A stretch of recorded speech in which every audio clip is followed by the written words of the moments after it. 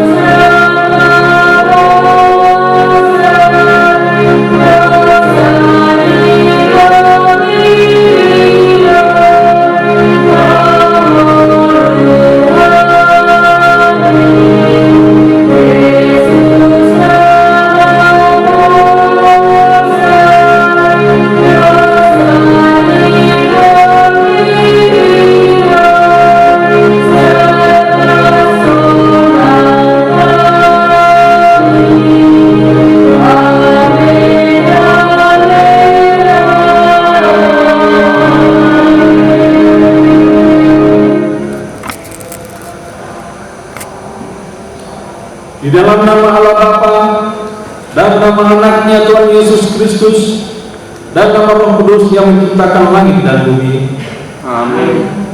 Dalam pekan suci ini, ketika Yesus merasakan penderitaan yang paling pahit, gereja mengundang kita untuk datang ke Bukit Golgota dan mengikuti jejak Sang Penebus untuk memikul salib dengan rela bersamanya, untuk menghasilkan hati yang mau menebus dan mengampuni dan untuk mati bersamanya. Melalui salib, keselamatan, kehidupan dan kebangkitan kita peroleh. Inilah waktu untuk memeriksa diri, baiklah kita menjalaninya dengan berdoa dan permohonan pengampunan dosa dan salah. Hingga pada hari kebangkitan kita turut dimuliakan di dalam Tuhan. Kasih setia Allah selalu besertamu. Mari kita berdoa. Ya Bapa kami yang di surga, kami sampaikan puji syukur dan terima kasih kepadamu karena Engkau menyerahkan anakmu yang tunggal itu ke dalam kuasa dosa dan maut, supaya kami jangan binasa tetapi beroleh kehidupan yang kekal. Tuhan Yesus Kristus telah menjadi kekudusan dan kebenaran kami. Karena itu kasihanilah kami, ampunilah kami karena korban yang kudus yang telah diserahkannya untuk keampunan dosa kami. Dengarkanlah doa kami karena Tuhan Yesus Kristus Tuhan kami. Amin. Kita membaca Roma 8 ayat 17. Demikian firman Tuhan. Dan jika kita adalah anak, maka kita juga adalah ahli waris. Maksudnya orang-orang yang berhak menerima janji-janji Allah, yang akan menerimanya bersama-sama dengan Kristus, yaitu jika kita menderita bersama-sama dengan Dia, supaya kita juga dipermuliakan bersama-sama dengan Dia. Demikianlah firman Tuhan. Berbahagialah orang yang mendengar firman Tuhan serta memeliharanya. Amin. Kita bernyanyi dari buku ND nomor 622 ayat 1.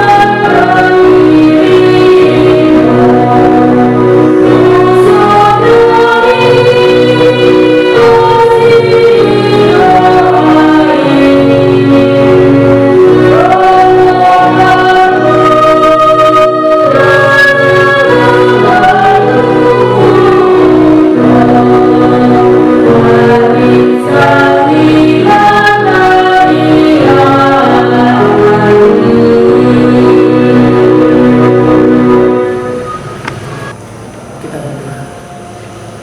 Damai sejahtera Allah yang melampaui segala akal, itulah kiranya yang memelihara hati dan pikiranmu dalam Kristus Yesus Tuhan kita. Amin.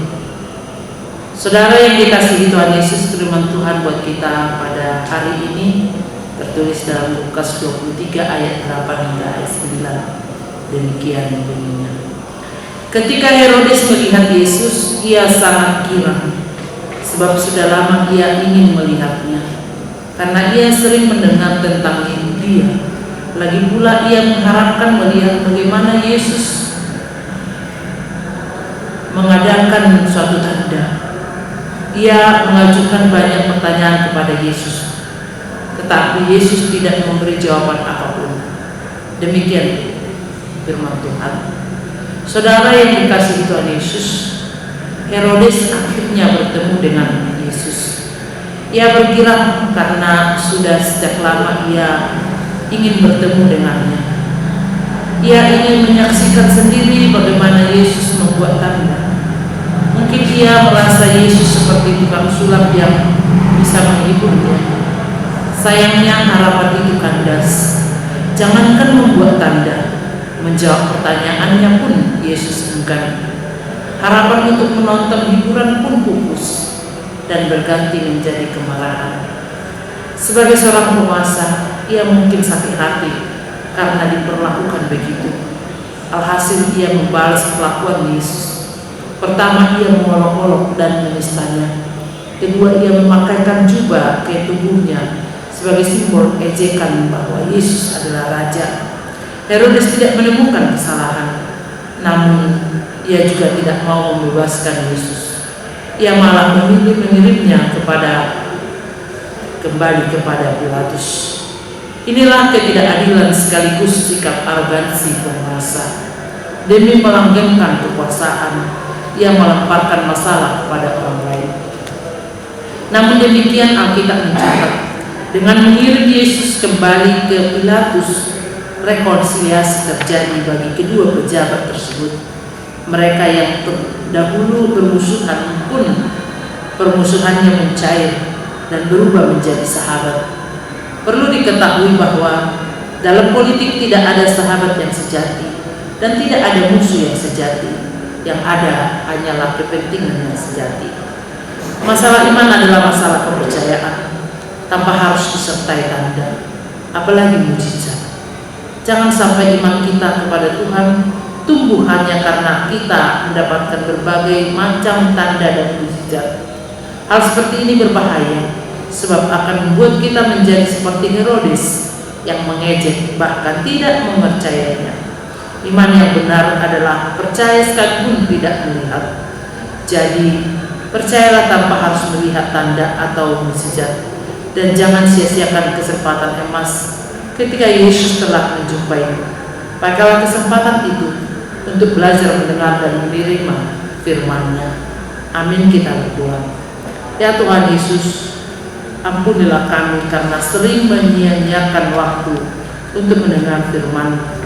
Buka telinga kami sehingga kami dapat mendengar dan mempercayainya. Amin. Kita bernyanyi dari buku Ende nomor 86 ayat 1 dan 2 sambil mengumpulkan persembahan. Oh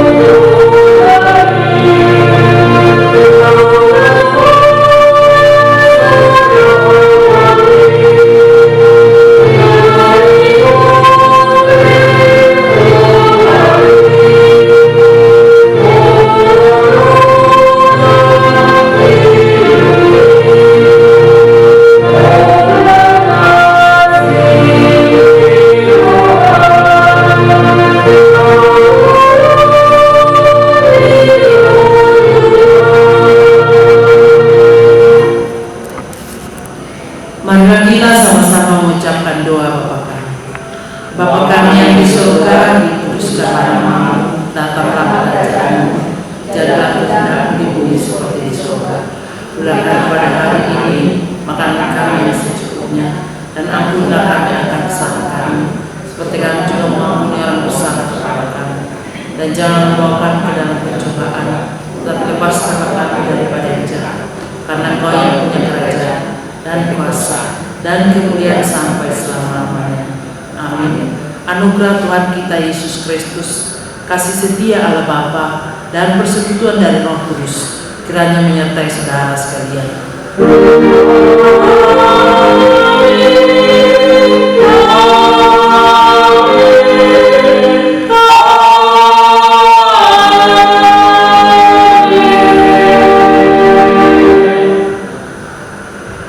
Shalom Moras.